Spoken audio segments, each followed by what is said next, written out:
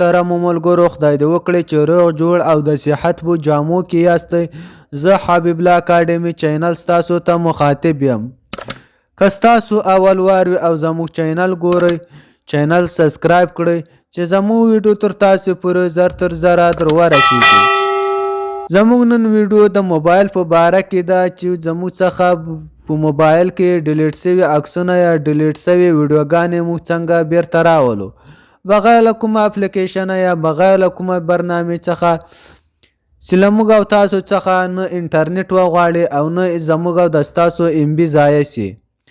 زه د ویډیو په طرف ویډیو شروع کوو. اول وار به تاسې راسئ دې ګیلري ته.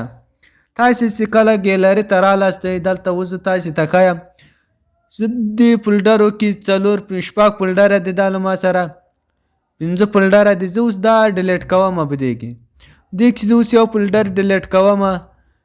دا فولډر ده په دې کې له ما سره تقریبا 14 عکسونه دي، صحیح ده، یا 14 ویډیوګانې دي، ویډیوګانې او تصویران دي سره. دا اوس زه ډیلیټ کوم. تاسو ته دا فولډر ختموم.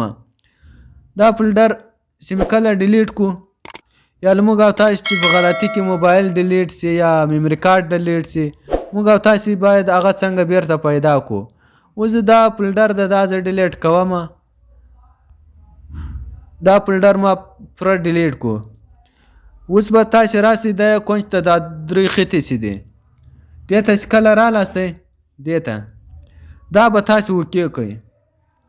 تاسو مې کله اوکې کړ دلته تاسو ته د باټۍ په شکل یا د حذف په شکل تاسو ته هغه راځي. تاسو به دا اوکې کوئ. داسې مو اوکې کوئ نو ما چې ډیلیټ سوي وو هغه ټول دلته پراته دي، صحیح ده.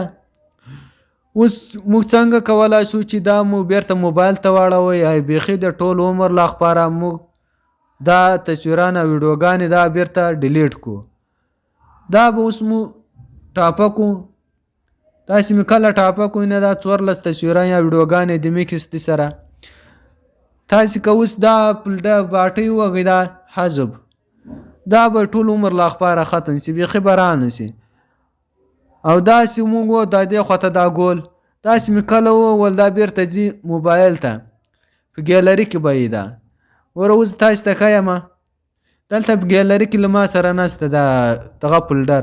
اوس بیرته ورځم دا فولډر تاسو ته ښیم. زه دا بیرته موبایل ته راولم. اوس دې خواته حذف ده دا نه وږم، دا دې خواته چې ده دا وږم. تاسې مو وګول دا به اوس دلته وینه ختم سو، دلته نسته. دا به اوس بیرته دغه ده راغی، صحیح ده. 14 تصویران یا ویډیوګانې کې پاته وي دا ده. دا بیرته صحیح سو. موږ او تاسې په اساني سره بغیر له انټرنیټه چې موږ او د ستاسو ام بي نسي ضایع بغیر له کومه اپلیکیشنه څخه چې شی سي غواړو موږ هغه بیرته موبایل ته راولو. کله موږ او تاسو چې په غلطي سره ډیلیټ سي موږ او تاسو بیرته راوستلی شو.